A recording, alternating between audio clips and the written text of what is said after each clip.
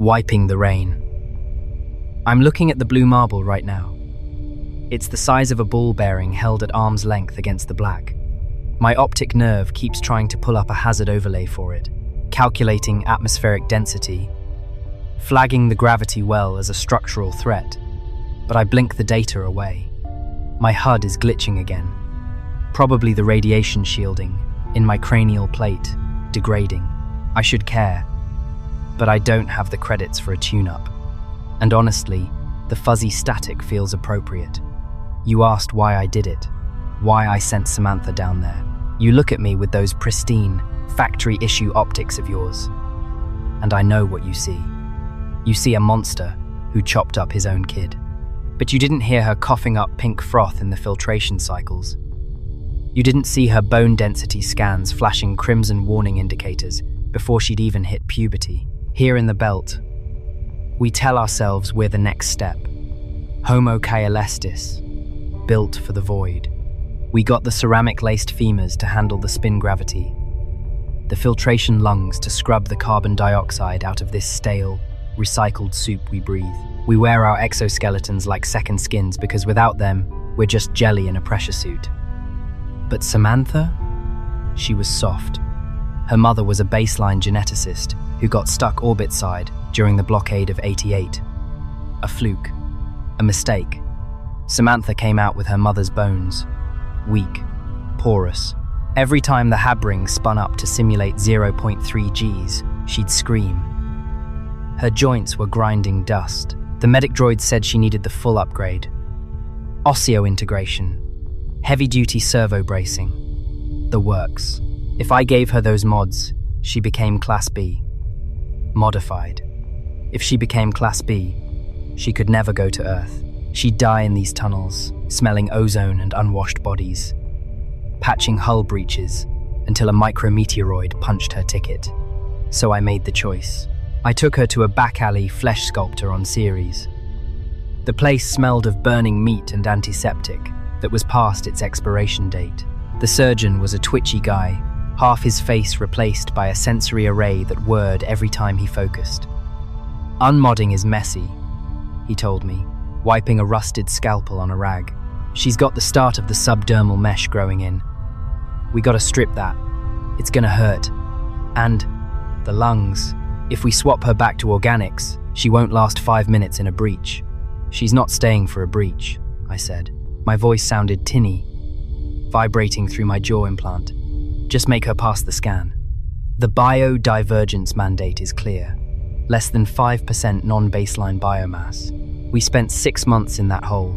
Every credit I earned hauling ice from the rings went into that butcher's pocket. I held her hand while the med servos peeled back her skin to scrape the radiation shielding off her dermis. I listened to her wail when they dissolved the early-stage socket ports in her spine. I was carving the survival out of my own daughter to make her weak enough for paradise. Do you know what it feels like to hold your child and feel bone? Just fragile. Calcium-rich bone. No ceramic weave. No titanium bracing. I was terrified to hug her. My arms are rated for crushing asteroids. The servos in my biceps hum with enough torque to rip a bulkhead door. I felt like I was holding a soap bubble. One wrong twitch, one feedback loop in my neural lace, and I'd crush her. She looked at me, pale and shivering, breathing oxygen from a tank because her new, pink lungs couldn't handle the station's scrubbed air. "Daddy, it hurts," she whispered. "I know, Sam," I said. I couldn't cry.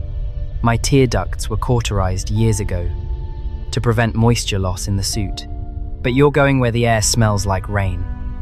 You remember the vids? Green stuff on the ground, water that falls from the sky. Will you come? I looked at my hands.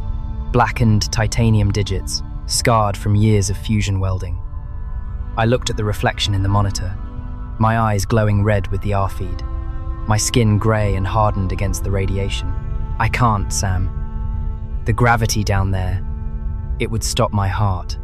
I'm built for the dark. The smuggler took her 2 days later. A sleek little blockade runner, shielded against the orbital interception grids. I paid him everything I had left, plus the deed to my bunk. I stood at the airlock viewport and watched the thrusters flare. The silence that followed was heavy. Heavier than any spin gravity. That was 10 years ago. I'm dying now. The doctor, if you can call a rusted autodoc a doctor, says my filtration unit is rejecting. My biological lungs are rotting around the metal intake valves. Black sludge. It's a common end for us. The void takes its toll. But I got a message yesterday. The transmission was grainy. Bounced off 3 illegal relay satellites to get past the Terran firewall. It was a video file. It was a woman. She was sitting in a park. Real grass, green and vibrant. Not the hydroponic algae sludge we grow here.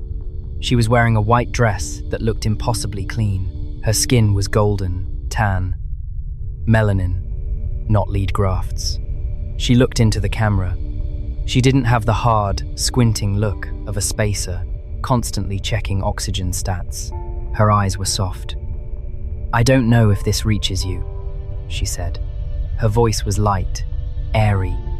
Airy, it didn't have the rasp of recycled air in it. "I found the old frequency in a data cache." She paused, looking around at the paradise surrounding her. A bird flew past. A real bird. "It's raining today," she said, and she looked annoyed.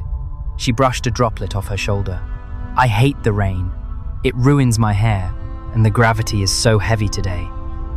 I just want to lay in bed," she sighed, a sound of pure, unadulterated comfort. "I don't remember much about the before," she continued. "Just that it was cold, and it smelled bad. I'm glad I'm not there. I'm glad I'm normal." Normal. The feed cut out. She doesn't remember the surgery. She doesn't remember me holding her hand while they stripped the mesh from her back. She doesn't remember that I sold my life, piece by piece, so she could complain about the rain. My chest hitched. The servos in my ribcage grinding against the rot inside. A warning light flashed in my vision. Critical respiratory failure. I dismissed it. I looked back at the blue marble in the distance. It looked perfect. Stagnant. She's safe. She's soft. She's baseline. And she's a stranger. I closed my eyes and let the hum of the station ventilation wash over me. It's a terrible sound, really. But it's the only song I know. Worth it? Yeah. But God. I wish she hadn't wiped the rain off her shoulder like it was dirt. This has been Wiping the Rain. Make sure to follow or subscribe wherever you are listening or watching right now. And if you enjoyed this episode, please take a second to leave a review or